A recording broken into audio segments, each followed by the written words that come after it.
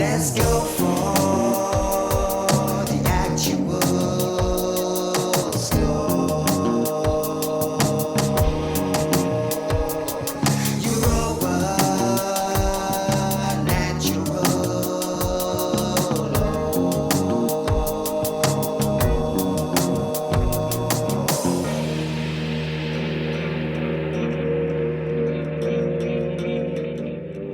Greetings, humanity, and welcome to Europa Natural Law. And I'm Nemo Jones, reporting for Beauty from Devon, Albion, Britannia. And if we go around, everyone can introduce themselves quickly. I'll go from the top left, Derek Bartolacelli, out here in California. Mais oui, but living in France, breaking stereotypes and all that jazz. Hi, I'm Bukan Kemper from Germany. Hello, I'm Jasper Hohenhuis. I come from the Netherlands, especially from the part of Frisia. So I'm here in my hometown, which is called Bolsward, and it's actually named after the Bull constellation, Taurus constellation. So it's all built on mounds, so that makes it very special for me because of what the history that's tied into this place, and that I'm from here. It's really like an honor. So also an honor to be on the show for the second time. Last time I was in Czech, and I was not feeling very well. So I hope this time will go a little bit better. So that was it for me. Okay, I'm another Dutchman. I'm born in Amsterdam, but I've been living in France for quite a while now. So French became my best language. And I'll say it again. I've been in the Rudolf Steiner school and raised in the Sikh ashram. So that's the background. And I'm really happy to be amongst you guys again. Great. Well, thank you all for being here with us. This is like the 13th show. We've done 3 months. I've had the same introduction, and I was just thinking today, all right, I'm actually going to freestyle an introduction. So the show is called Europa Natural Law, and we're doing it because, or at least I'll speak for myself, I'm doing it because, as far as I'm concerned, natural law, or to be more precise, the understanding of natural law is the solution to the ills of the world. It's the thing that we need to understand as a species, and it's the thing that we don't understand. And I say to people, people say, oh, what are you into? What do you do? And I say, oh, I'm into natural law. That's my thing. That's what I want to talk to you about. And most people say, what's that? They've never heard of it. And then even when you explain it, it's kind of a difficult subject, because the thing is, it's so under layers. It's so hidden away under layers. In a way, it's so basic. It's a thing that children can understand, but adults struggle with, and really it's about, a huge part of it, if not the central, the most important aspect of it is the relationship between morality and freedom. And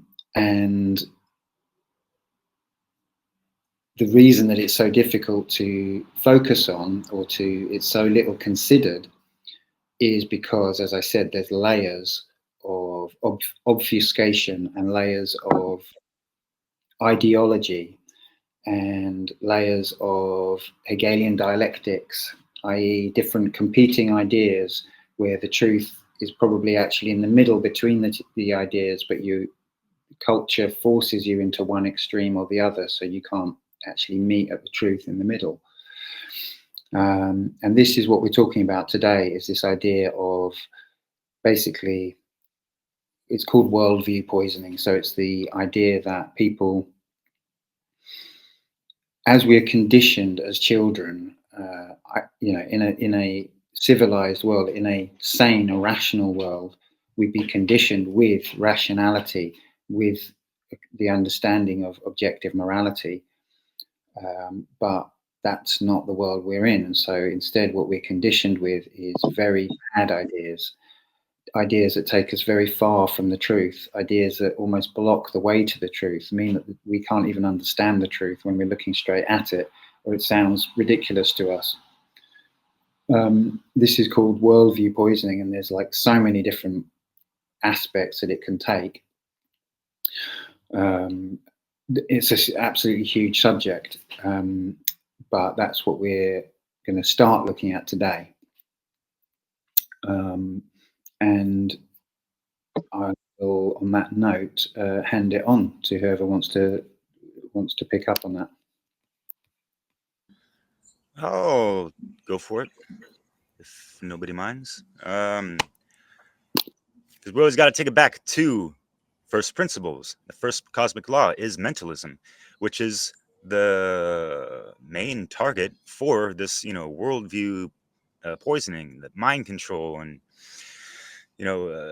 deception, and manipulating people, and to do what exactly? What is the modus operandi, right? And we look at these false figures of authority since antiquity, right? The monarchies, the aristocratic, and the kakistocracy, if you will, and obviously heavily influenced and dominated by religion, especially in Europe with the Vatican, the Catholic, and the the inquiries and all that shit, the Crusades and whatever the fuck. What drove that? It was people's beliefs and their worldviews of life, and what people in this particular group believe, right? And beliefs get people killed, and but we have to keep in mind that we can avoid those things by just understanding that there's a huge difference between knowing and believing, right? And we've been fed so many lies, whether straight up or disguised. And one definition or term that I want people to really consider with just everything in regards to this topic and just information in general is the word paltering. And that's kind of like peppering in lies within the truth, I guess, if you will. So Can you repeat the word, Derek? Sorry, what's that word? Paltering, Paltering.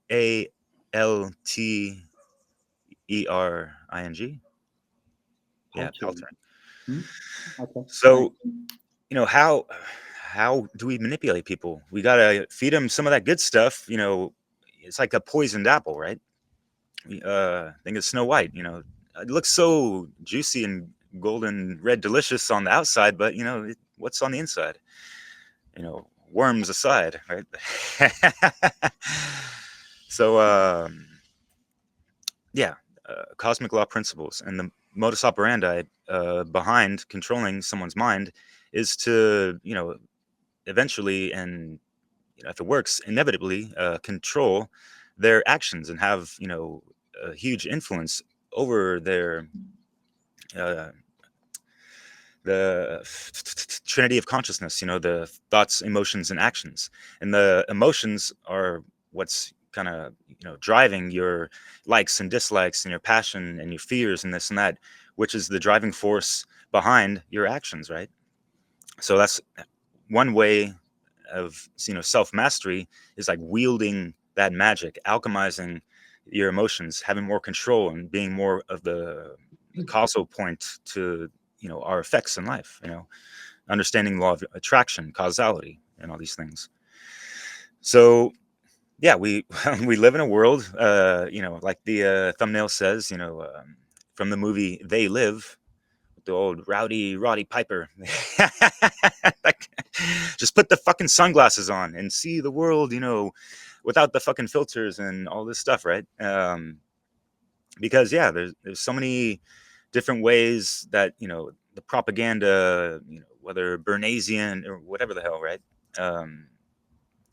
And all these things, and like the shiny white smile, with lies through their teeth, and all these things, the salesman, the snake oil salesman, and all these things. There's a lot of profit being made for these things, and they're justifying certain actions and corruption by, oh well, we're creating jobs and whatever the fuck.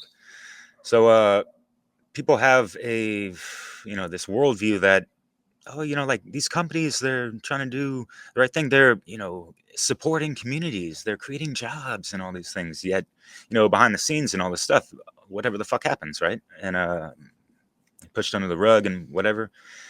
And people can theorize on whatever conspiracy they want about it. Of just, wow, more than one person are breathing in together on a specific agenda or action, or whatever. If you break down the word conspiracy, and people have just bad worldviews because we're not taught how to process information properly via the liberal arts and sciences. Take it to trivium, quadrivium, and these things. And if we really understand just all these things more objectively, our subjective view is going to be much more healthy. And this is how you resolve the paradox within the polarities of things, and like the law of polarity. And in the KYBALION, regarding the Hermetica, there is, all truths are but half truths. And what they mean by that is people's subjective truths could be all but half, because truth, capital T with, no plural, just truth. They're talking about objective truth, and that is whole. It's not a half truth, right? So it's up to the individual with their subjective truths and, worldview, perception, to align as much as possible to objective truth. And that will reconcile or, resolve the paradox of, people, bumping around, entangled in the Gordian knot of the clusterfuck of unconsciousness, as I like to call it, because, pick your flavor of, politics or religion and all this. And oh my God, well, how is your God doing? What's your relationship with your God? And how is that God getting along with all the other 100 gods out there? Like, what the fuck? So we can have fun with these things, and I don't know, like, put a mirror to people in a more objective lens for people to see how hypocritical, contradictory, and silly some of these things are, and we have to take it back to just language in and of itself. How was it created? We learning about etymology, and just, especially we're all speaking English, what comprises this language and how many other languages are infused with it. And then you got the prefixes and suffix, well, so that's all I'm going to say right now. But basically, how I see this, like, the biggest issue with the worldview poisoning is that humanity is sold on an idea that we're a lot smaller and limited than what we actually fucking are.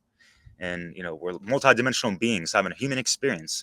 Yet, like, here in 3D level, these false figures of authority, and whoever's, writing the fucking biblical, scriptures and whatever the fuck, paint a picture of us kind of like we're depending on saviors to fucking help out, because we can't help ourselves from it's causing self-inflicted suffering upon ourselves and shit like that. Like, come on, y'all. Like, think about it. Mentalism, right? Hermetically sealed shit, yo. Who's next? Yeah, definitely.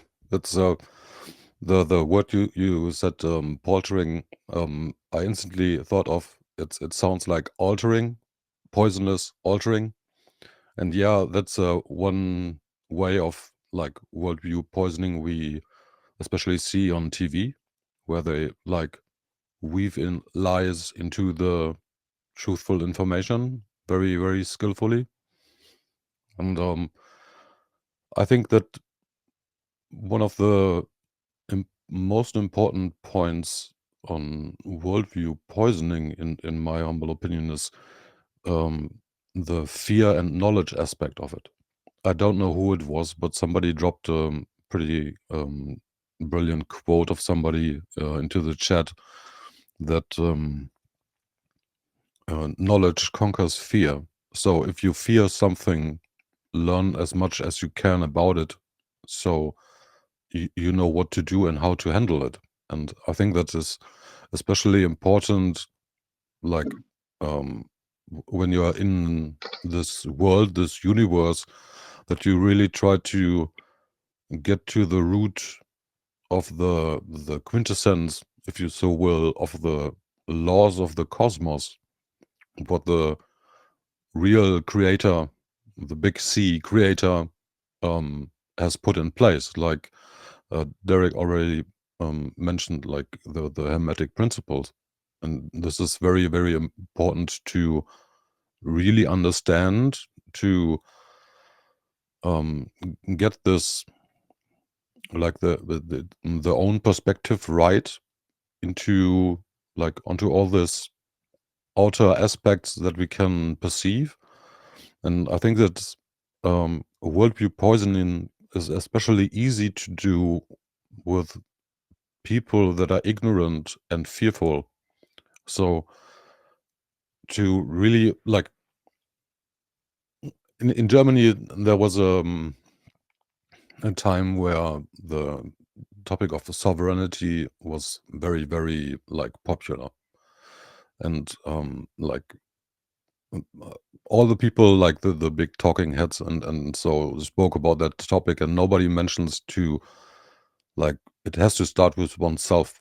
You have to be sovereign in yourself, in your actions, in your thoughts, in your, like, routines and everything, for yourself first.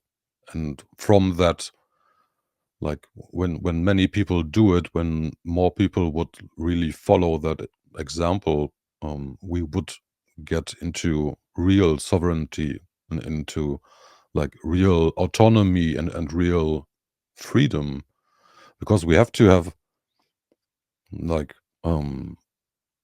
freedom in ourself first to, like, bring it to the outside. And so it is with knowledge and, like, our view of the world. And yes, there is a lot of bad things happening in the world, like wars and hunger and all that stuff. And I think it is very important to point it out, but not to weaponize it to like induce fear, but more to, like, make somebody aware of this problem, so more people could, like, focus their attention onto it and maybe do something about it. And I think that especially this dark period, at like this point of the year, that is called the season of death by our occult loyal opposition, is a very good time to really, like, have a good look into oneself, to really, like, see how much our worldview and of ourself and of our neighbors, of other people, of this world, has been poisoned. And to make this, like, poisoning aware is one of the first steps of healing oneself. And by healing oneself, we heal all the rest as well. And I think it's very high time that we get started, like, more people really get started with this.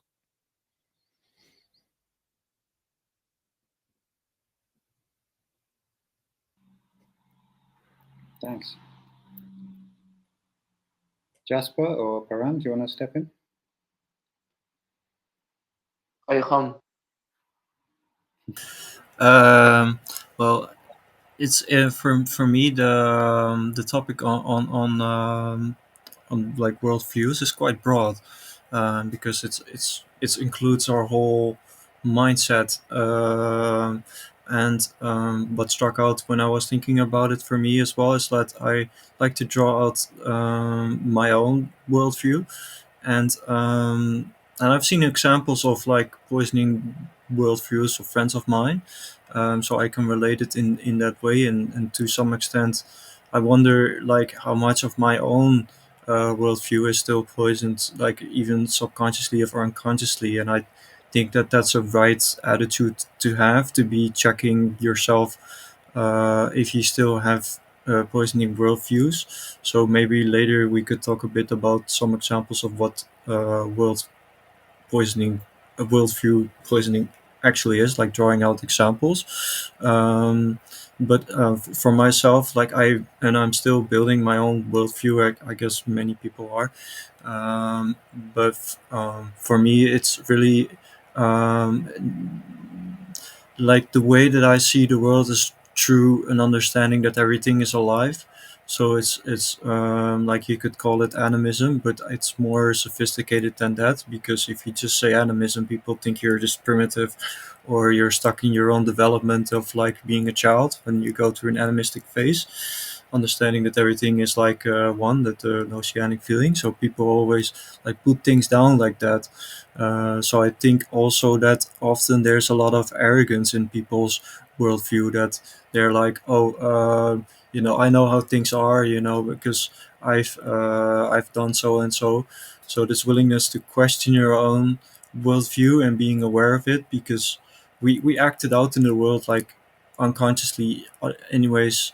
So yeah, like what makes a poisoning worldview? That would be my question to the people around. But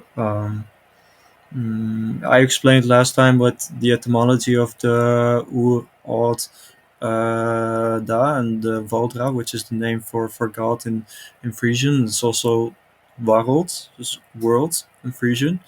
So our worldview, if you go back to the previous episode where I explained that, um, you can understand like the how we see the world is very much through this way of animism, that there is we don't know what God is. We cannot really articulate it, but we can look around and ask our parents like, oh, where do we come from? Well, we come from our parents and their parents, as I explained like last time.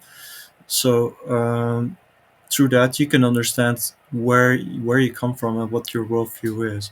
But I don't know if I'm explaining it well, but or I'm just monologuing it here. But um, these are just some thoughts that come up for me. But I don't know if I have that much to say. I don't have a high authority, but it's just my genuine opinion on it. It's all good, brother. And yeah, like you said, just real quick, and then I'm Brum. Love to hear what you say, but like we're all refining our worldviews. There's always things to learn, and things that apply to our lives, and all this stuff. Yeah, what's good, yo? Yeah, indeed, Jasper. It is a process. It's like what Mark Pastor defines as the apophatic inquiry. Um, Apocalypse actually means taking away veils. So if you want to have a grasp of reality, it's like the process of taking away veils after veils. And there's a saying that says, well, lies are to truth what noise is to the signal. So if you want to hear the signal, you got to get rid of the noise. Well, it's just an um, Analogy. analogy. And so, yeah, we often have to give each other the best service we could give each other is just give each other a reality check and to adjust our worldview the best we can. And I have three examples of where I've been surprised that yeah, I was kind of getting a little stuck into a worldview, and um, I'll go through them real quickly. Yeah, I went to this little gathering that was like maybe 15 years ago, and they were talking about alternative economies, and so I was asking them, oh, you mean about those local currencies you could use and everything? And they said, no, I'm talking about because those local economies they're still based on well, they replicate the debit and credit system. And oh, okay, well, what are you aiming for? Oh, everything for free. It's like wow, wow, thanks. I lost and I lost grasp of that. The end goal that eventually we could get there because there's this worldview poisoning that is the one of scarcity versus abundance. And that's a really tricky one, because who is going to risk, just giving without expecting in return, like the equal amount of his investment. I mean, that's going to take a while before people agree on that state of mind. Well, there's another one, of course, the belief in authority, of course, is that total anarchy. How could that be? Could that work out? So, okay, there's the examples of we need the roads, and we need, who's going to build the roads and everything. And we need a captain in the ship. Uh, you need a leader when there's war. Uh, and yeah, just to remind ourselves that there's a prerequisite, and it's going to take. It's the prerequisite to outer anarchy is, of course, inner monarchy. That spoke pretty much to me when by encountering Mark Passio's work. So to everything there's a prerequisite, of course, and inner monarchy means you really absorbed the objective morality versus the generalized, rampant relativism, which is not only with good or bad, that's really blurred distinction between good and bad, but also beauty and what's ugliness. It just applies everywhere. It's like, okay, it's my and the world poisoning. So how can one imagine that we uh, become inner monarchs with the limits and knowing the difference between right and wrong, and setting limits to what we should and should not do. And then, of course, that also speaks to the another worldview poisoning, or Hegelian dialectic. Is human nature inherently good or inherently bad? You have like the French philosopher, I think Rousseau. He speaks to the idea that humankind is born good, but society fucks them up. I'm sorry for the slang. And another would say, I think it's Hume, or some other philosopher, and he says the opposite, of course, uh, that human beings are inherently bad, and that society is gonna make them good somehow. And and back to the real definition, or the real aspect, that both extremes of the dialectic aren't true, or both are, or we're both. But the idea is that the human nature is the idea that we are programmable. So that comes back to education. There's a lot to do there, of course. And the last topic was, because since I was born a Sikh, I've been a vegetarian all my life, so I have no merit to have made the effort of changing my habits and struggling with competing or adversity with my family, and struggling with addiction, because eating meat is some kind of addiction, um, uh, you need this outer source, preying on animals uh, for your existence and your energy. And of course there's just this big polarization. So if you advocate for total veganism, um, it will be received as very extreme or very radical, and then instead of having the a positive reaction, people are like, no, I want, okay, I agree that um, animals are not farmed in a proper way, but I still want to eat meat. And I remember Mark Passio talking about those three N's. Oh, it's not to eat animals. It's natural. It's necessary, And what was it? Natural, necessary, and normal. Yeah. Well, but in the end, there's a fourth one, which is, oh, I don't care about these three other ones. Okay, I agree, but I just like eating meat. So it's like they can suffer all they want, but my pleasure comes first. So that's somehow an honest confession of a satanic mindset. Me first. And yeah, talking about animals, it's interesting to come back to, because the very extreme kind of movements that kind of plays well um, uh, that create a counter productive effect. I can't remember all else.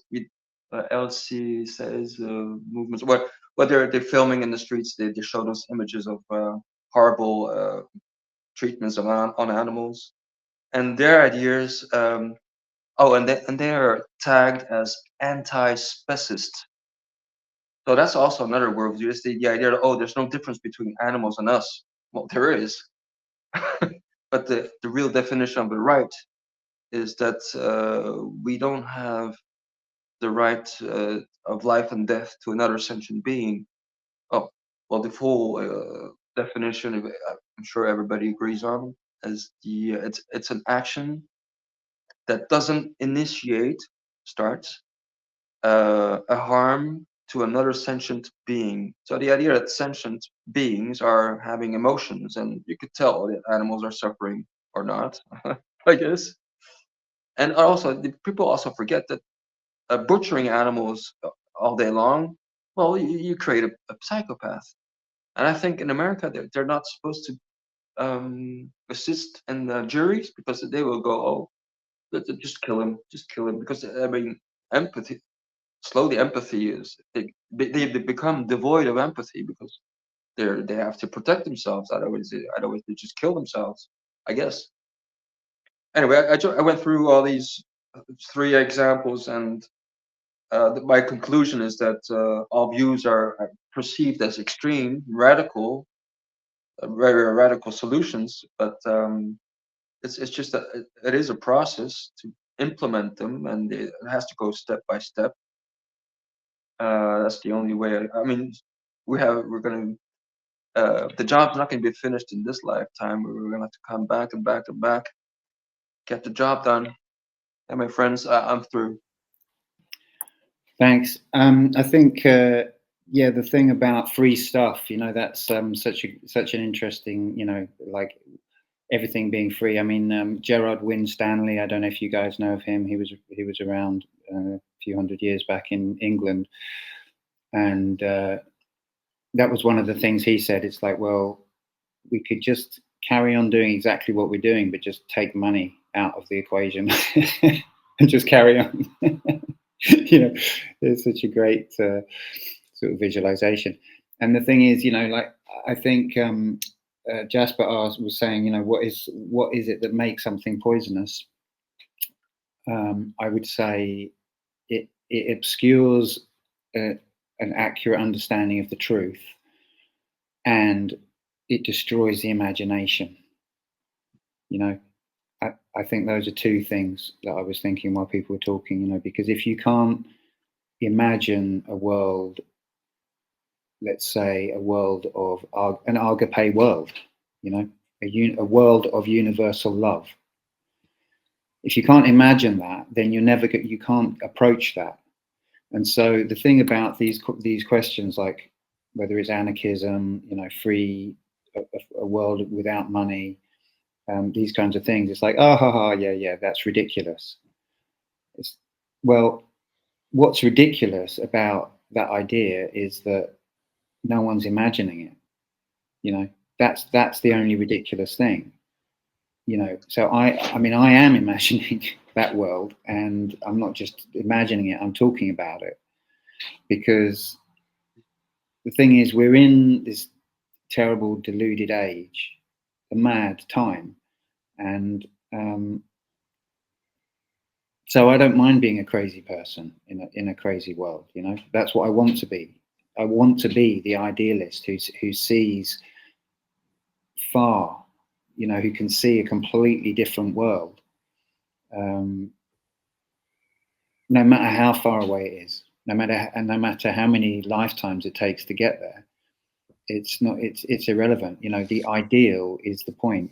The principle is the point. You know, are we living morally or are we not? Well, we're not. We're a million miles from moral. So that's what is mad about the world as it is.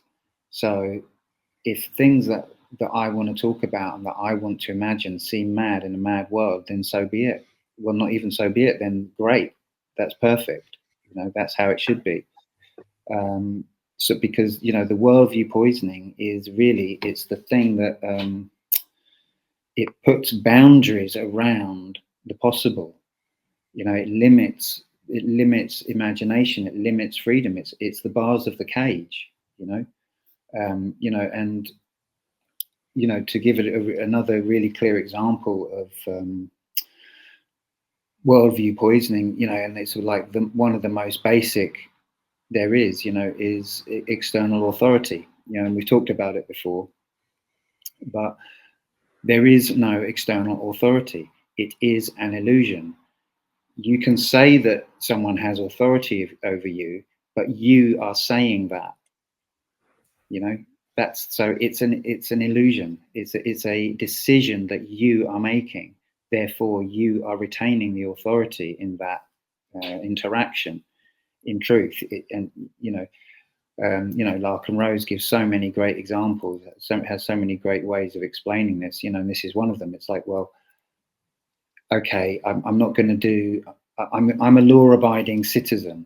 You know, okay, well, what if the law says something so ridiculous that you say, okay, actually, that's unconscionable. I can't possibly do that law. I can't possibly do what I'm being asked of now. Well, then you're if you agree that that's possible, then you're not actually a law-abiding citizen. You're just playing a game of abdicating your authority. You know, and it's basically like a sort of sub-dom, you know, game that humanity is playing, and has been for millennia. You know, we pretend to submit and they pretend to dominate, and that's the act. And people are so comfortable in it because they don't have to take responsibility. They think they're not responsible. Well, they are responsible for every single thing, you know, and they can't hand that away, but they want to, because, you know, and this is another great truth that is hidden by this worldview poisoning, and it's already been mentioned, is because, you know, we're scared of our infinite potential. We're scared of our infinite value. We can't really handle it, you know. We know how far away from it we are, from activating it, from manifesting it, and we're living in shame, you know, really. We're in shame collectively, and we're sort of, there's this facade of civilization that kind of makes us feel okay about it, and then of course there's the facade of material comfort, you know, and success, you know. Oh, I'm a success in the world. Well, great, you know, you're successful in the madhouse, you know. It's like, come on, you know, get the real work done. Look at be the one that can see through, you know, be one of the crazy people in the madhouse that can see the way out, that can see the bars and is saying, okay, look, how do we deal with these bars, because they're actually totally illusory. Yeah, so that's, I'll hand it on from there. Yeah, I'll segue that because, you know, over here in America, people are sold on the American dream. But what is it that George Carlin says? You know, Mhm. in order to get Wake that up. dream, you got to be asleep, right? Whatever. The American scream. I'm just kidding. But, you know, like, hey, first you got to get good grades. Then you get to university. Then you get the good job. Then you get the money. Then you get the car. Then you get the girls. And then you get the house. And then that's life. That's the, you know what I mean? Like, and what's in between all that, and where's the actual self-discovery and all that stuff. And speaking about worldviews, what about inner worldviews? You know, going back to the Hermetica, as above, so below, as within, so without. A law of correspondence, you know, like how do we view ourselves on the inside? Do we understand there's a universe within us? Like, as with, you know, all, you know, we're all fractals of creation, right? And what was it, Jasper? He said something to that effect in regards to animism, and tying it in with what Prom was saying. Well, technically, according to animism, everything is a sentient being or whatever. Even speck of dust. It'll transmute its energy into something else, and it's just life goes on, right? Isn't it a beautiful thing? Shit. So bad that these weird stories of creation and poisoned the wells of wisdom in regards to the true original teachings, back in the days of Atlantis. But people have a poisoned worldview about those times through ostensible writings of the Zachariah Stitchin and people that be bitching or whatever, talking about how, the Anunnaki, they created humans just to make us go fetch their gold for them. That's not how the fuck it works. And that story could have been more allegory in regards to the actual gold within us, right? The alchemy, getting the lead out to get that true golden consciousness and the life force energy that they love to loosh the fuck out of us, And so we point the fingers all around, yet we have to point it back at us as well and take responsibility for our actions that were based on, bad perception of, not necessarily objective truths and moral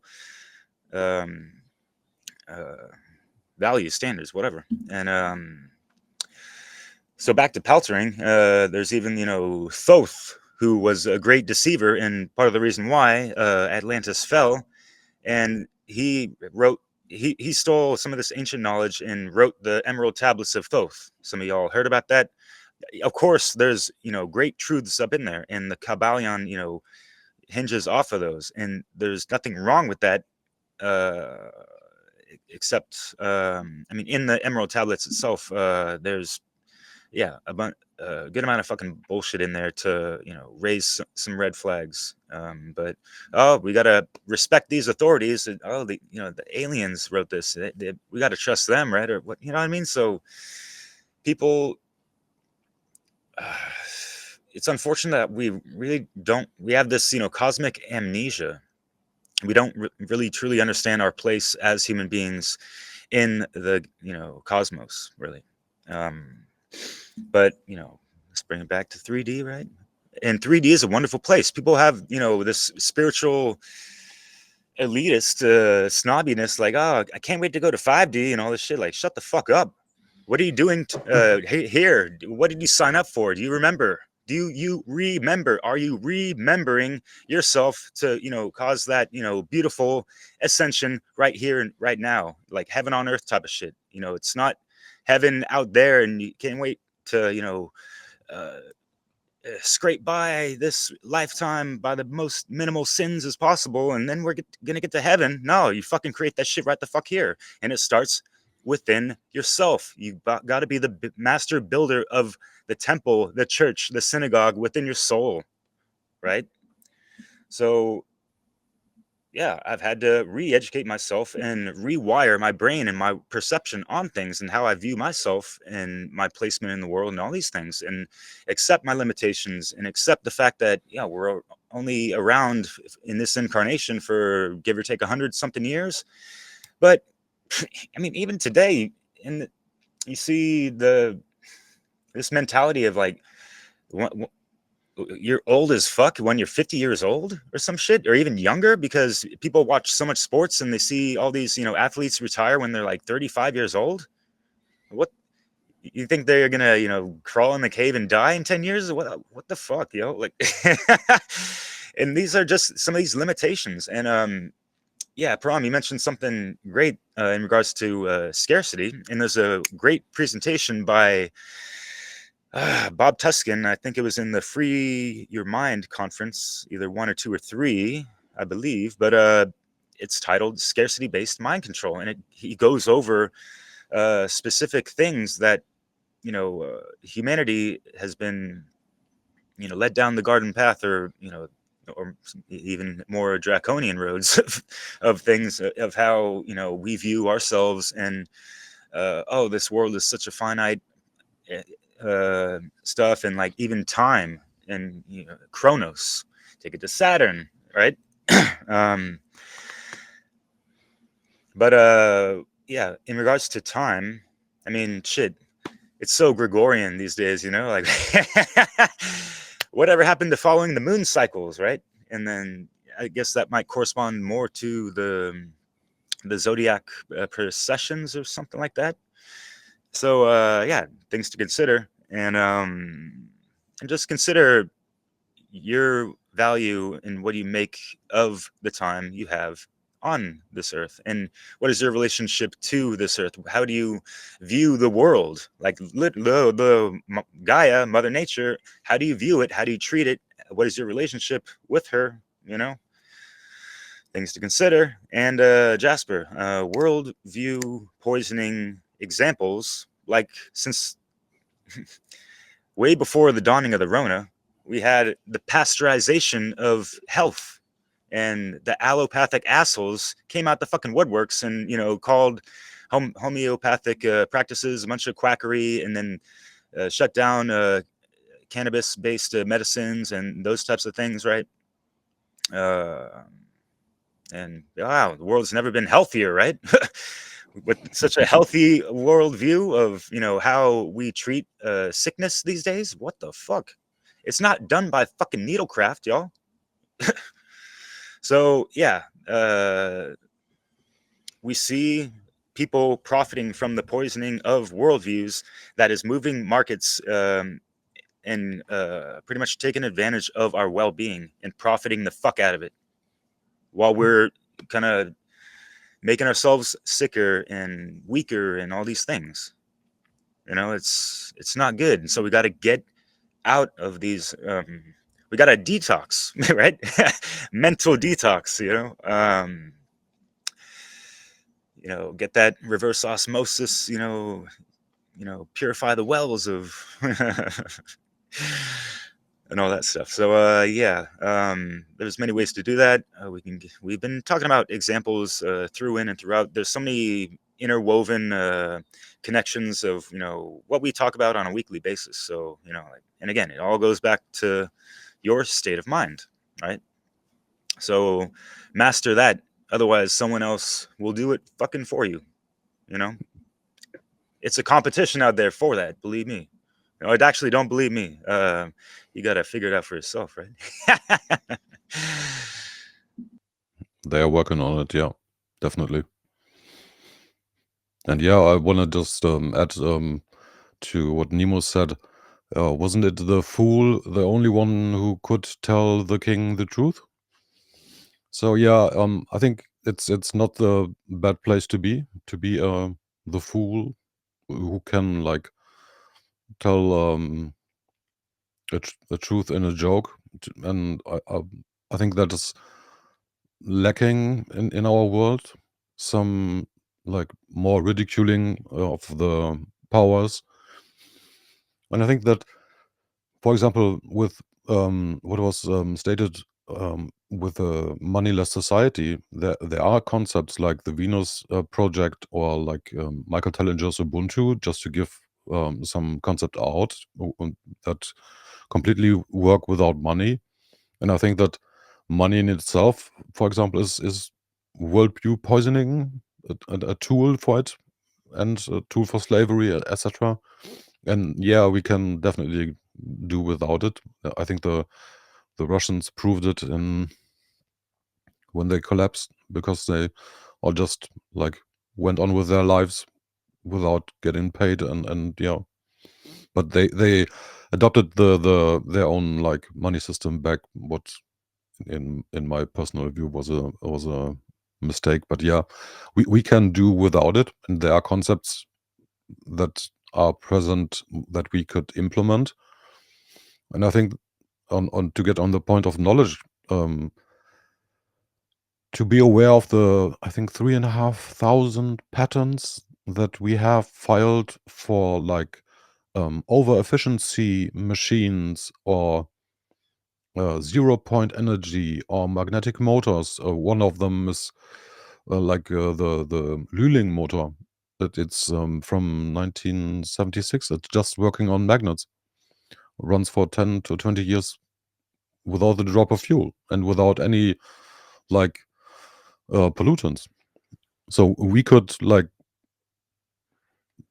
turn this place into a paradise within like month if we foot soldiers, the majority would say, okay, it's time that we stop this madness and we change some things. And there are many patents out, like for anti-gravity. I'm aware of at least like 3 or 4 ways, and I think that like just to give it a name, Star Trek is a very good let's say basis for imagination for our near time possible future if we do it right. If we do it wrong, it's more like Starship Troopers.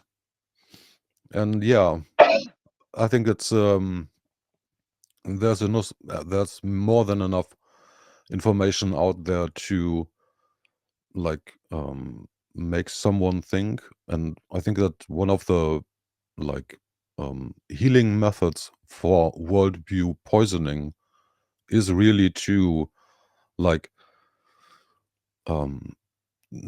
let yourself daydream. Really imagine yourself in like the world after we have gone through all this trouble to change everything that has to change into, and we are living then in a like, if you so will, right world, in a paradise. And like this is very motivating if you have like, when you're stepping through dark times, just to imagine on hand of like what you know, what your informations are, and like with the patterns and so on, what could be possible at the moment. And yeah, go from there. Just let your imagination run free and keep that in your heart, and then do something.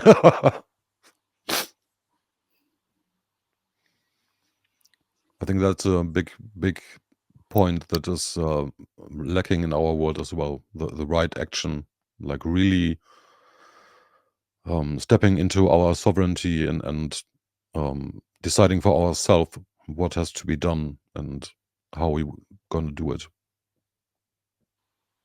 That's for me. Yes.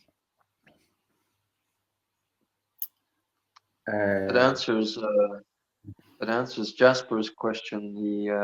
He wanted to know why are we talking about worldview poison, poison worldview instead of a healthy one. And I really like what you just said. Wuken Kämpfer, Alpha Wuk. Schön, sehr schön gesagt.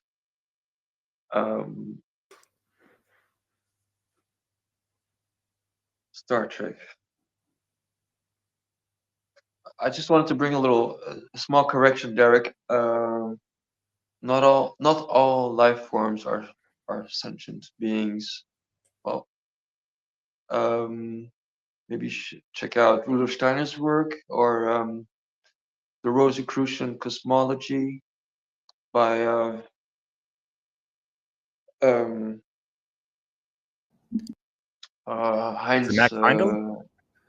Yeah. So Cool, yeah. you'll I hear you, man. grasp Yeah, the kind of difference crazy over between that. different life forms. And Sure. something really interesting. To your point, Derek, because that was really interesting. Like this model of success we're just chasing after. And there's a nice story. I can't remember from whom it was. It sounds like American Indian somehow, and he's like listening to this guy. Yeah, I want to do a job that earns a lot of money. Well, what for? Well, so I can buy a big house and then a big pool, and I'll make sure I have a woman, and then a big car, and oh yeah, children, and what, and it goes on and on and on. And says, oh, so then I can retire comfortably, and oh yeah, what are you gonna do then? Oh, then I'll eventually start gardening or go fishing. Why don't you start there? That whole big loop just to go and oh, why wait to be retired? I thought it was a funny story.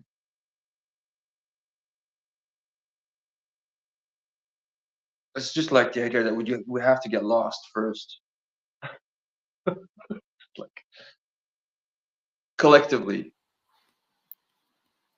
We are that. Jasper, do you want to? Yeah. I've been mentioned a few times, so I think it's fair to respond to that. Yeah, with animism, definitely, like, it's not that everything is alive. There's a few exceptions. For example, like certain types of rocks. And also, animism doesn't have a concept of the soul per se. It just looks at nature and sees, like, oh, if a leaf falls from a tree, that's basically like our lives. Our lives are like leaves that fall off a tree and will be fertile for the soil. So I don't see ourselves inherently being bad or being good by nature. Nature is merely indifferent to us. It doesn't really require us to have a soul, because at the end of our life we're all like compost for the earth. The nature doesn't require us to be alive. It's only like in spiritual work that we develop something like a soul, and that we can continue after that. And that's also what Zoroastrianism, which is another like stream of another type of worldview, says, is that there is something like a soul, but you have to like work on it basically to be able to continue on. And they also have a concept of truth versus deception. So that's speaking to like the poisoning. Yes, that since like Derek has mentioned with the pandemic, that's a quite clear example of world poisoning. But I was just more wondering, like, until what extent I myself have been influenced unconsciously uh, by this conditioning. So I can be quite convinced that I am not poisoned anymore because I speak so clearly and convincingly about my worldview. But I think there's always like more to get out of the system, since the conditioning is so deep. And this is something that I experienced when I had a near-death experience. How, like, if you have a spiritual realization, how it doesn't really get supported through to society, and that you're really far apart. So that's kind of implies how much poisoning there is. Um, that's really why I think it needs so much, and that's why it's a great topic. It needs so much more attention, because what is poisoning us personally? Like, until what extent are we aware of it? That's what I. It's not necessarily a question, as in like to furthering the topic, but it's something like as a contemplation, like until what extent are we still poisoned, and to what extent do we gain clarity. Since, like, if I interact with women, for example, they often look up to men that are very confident, but it's often not that really people promote clarity. They don't really, like, I've not noticed that like women are really looking for a man that has like quite a clear point of view of like what life is about and the kind of values he has developed over his life. But it's more like the kind of confidence that you show to approach a woman and things like that. So I think it's also not really. I think it can be worked upon more, that the right kind of values are are promoted, and that's also layering with like the women kind of breed us men, so they can select men out, so they are actually more important in what kind of worldviews are passed on through children, since they bring up the children mostly more than men. So I also think that they have more of a crucial role in how they select men. And so if they're looking for confident men, confidence can also be stupidity, so it's not necessarily everything. If there's no clarity that comes with it, then like that's not really the right kind of person to select out.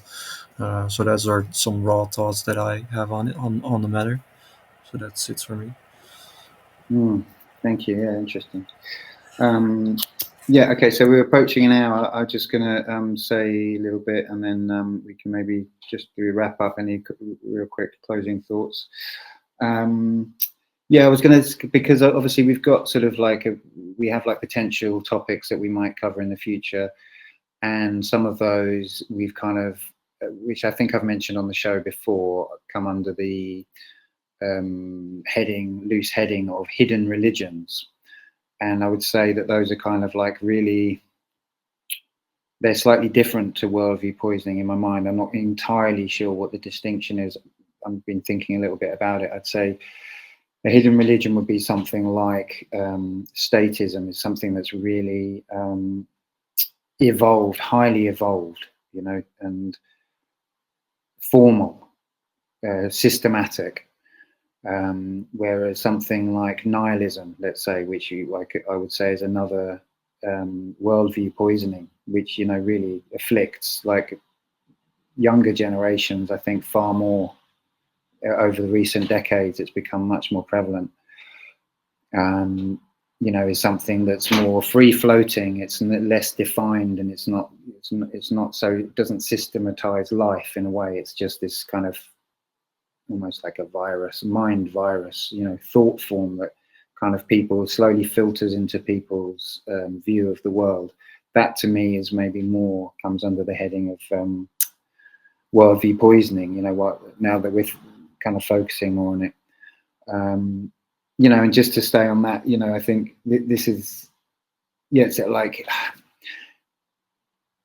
in my view, I'm kind of speculating, but I feel like its meaning is a hugely important thing here. It's like, what has meaning? And obviously with nihilism, it's literally questioning of whether anything has meaning. But even with something like money, it's like, well, does something have meaning if or have value or meaning if you can't put a number on it? So it's kind of on a fundamental level, sort of philosophical level, how we relate to the world. I think this all kind of, you're questioning it's putting a sort of cog in the works, a spanner in the works of like how we actually register value in the world and respond. How do we get meaning out of the world, and how do we turn that into meaningful action in the world? I think it's like the whole question of worldview poisoning is about interrupting the natural flow of that somehow on an energetic level in various different ways. And then, this great sort of idea that someone, Drea, my friend that's in the group, reminded me of, that I've been it's been in my mind this last week, is the question of matter. What matters, and then what matters, as in turn becomes matter, the verb to matter. If it matters to us, then it will become matter for us. And that's why imagination is the huge, it's the way out, really. We have to be willing to battle through these worldviews, these poisonous worldviews, and see something completely different and be fearless about it. There's no way forward without that. It's not the only element, but it's an essential element. Yeah, I had one more little point, but it's drifted out of my mind, so I'll leave it there.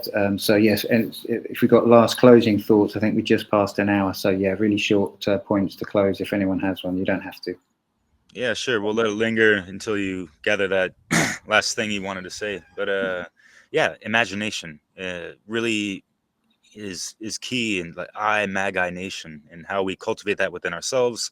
That will help break the fear, break the limitations, and these things that are obfuscating our proper worldview on things and how we view ourselves and all these things. So I guess for encouragement for people, like what helps is going into things on a daily basis with what we intake, with open mind, open heart, using proper discernment,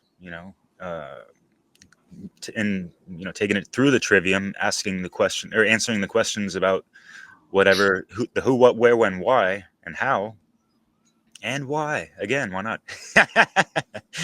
And try to be the objective observer, even within yourselves, and like seeing what's going on, what kind of contradictions are going on, what about the cognitive dissonance that we have to overcome, and getting over the hurdles of confirmation biases as well, right? So yeah, we have to be able to like suspend what we already know or what we think we know, what we believe, and all that stuff to properly be able to see things more objectively, I think. So bon courage les gars, tout le monde, merci beaucoup, et puis à plus. Thank you. I think one thing to mention is We still have. don't be we still afraid have- of your oh, sorry. don't be afraid of your poisoning, to view at your poisoning. Just be aware of it, and then like give yourself good information, good food for thought, and it will wash away. That's for me.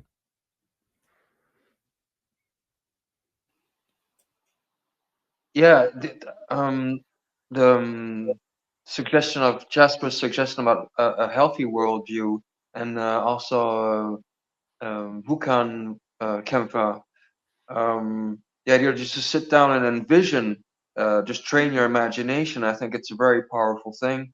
You all know about holistic biology, right? Joe Dispenza and all those guys of new biology and holistic biology. Genetics, German new Yeah. medicine, put it in there, why not? The idea of have a clear idea of your intention. So that's one clear idea, clear-minded of what you want, and then attach a higher emotion to it, as if it was already occurred, like gratitude. It sounds easy, but it's more tricky than we think. And then the action, of course, is on your side. It's not passively waiting, but it's really active projection.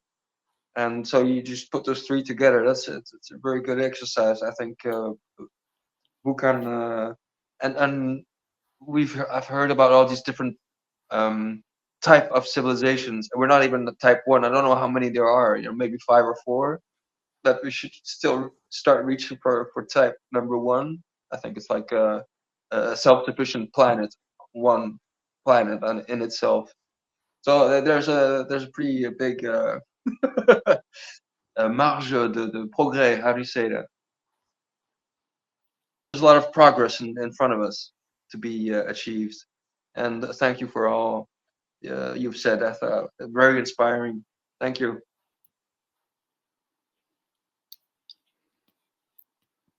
Thanks, Jasper. Any last thoughts?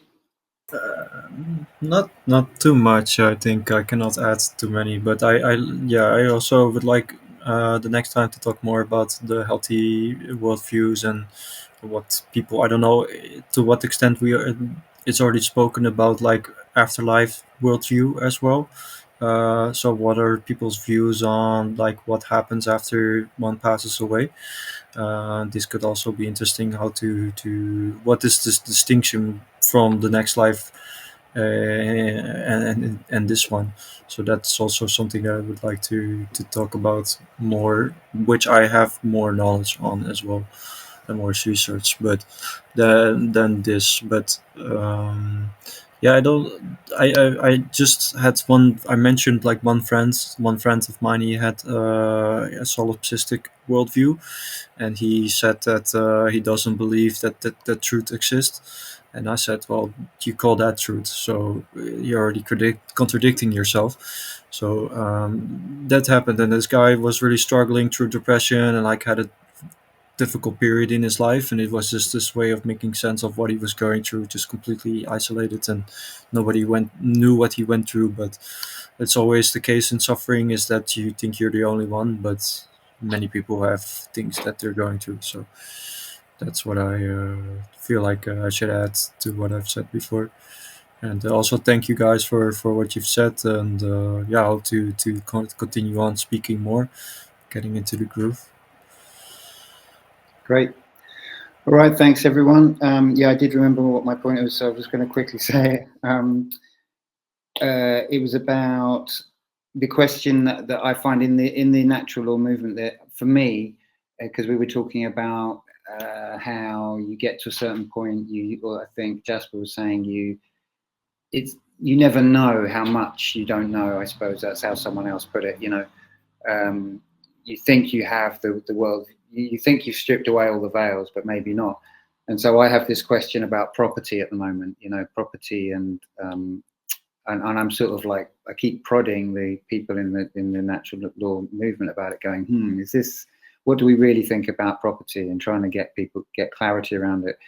Because, you know, just to return to this thing of lack, you know, that, like, to me, like, it's like we have this huge blind spot around property, because we're in this huge world with so much abundance, and we're all like scraping around trying to like just earn enough money to have our tiny little box that we can inhabit, you know. And it's like, to me, that's such a fundamental kind of in your face kind of sign that our worldview is poisoned, because that's not right, you know. It's just such a wrong way to be, so obviously. And yet we kind of inhabit that small world. We can't kind of break out of it. You know, we're not breaking out of it, and it's very difficult. So anyway, that's something that I'm kind of like working with at the moment, is really trying to look at my beliefs around that and question other people's beliefs.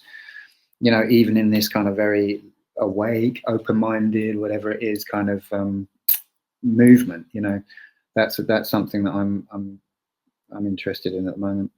And yeah, just to finish, idealism, you know, like it doesn't matter if it's, what matters is what's right, you know, that is what's moral, that's what matters. It doesn't matter if it can't happen now, you know. It's like the tendency, the ego or the intellect always wants to say, yeah, but what will happen about this? Who will build the roads? Oh, but you know, what about children? Oh, what about the you know, all of these what ifs. And you know, it's like, yeah, we're in an insane world. We have to envisage a world that's not insane, and then all of these what ifs become tiny little problems, you know, in that world, you know. So it's like, yeah. Sorry, that's a little bit of a rant at the end there, but I suddenly thought of all these things. Anyway, thank you guys so much. Thanks to everyone that's you know, chatting with us during the week on the Telegram chat. Come and join. The links are in the description to join us there. You know, very few people do, but I'm gonna keep saying it. Subscribe, like, share, all of that. Grow the channel, you know. Maybe it will make a difference. Maybe more people will hear this. You know, I wouldn't be doing this if I didn't think this was like the thing to be talking about, you know, to be sharing with people. So, you know, please, if you think you can help, even just going and hitting that, smashing that like button, you know, it does make a little difference. It does make a tiny bit of difference that someone's going to like it or dislike it. You know, dislike's great. It's all it all adds to the algorithm. Anyway, I won't go on too much. Thank you guys, and see you next time on Europa Natural Law. Cheers.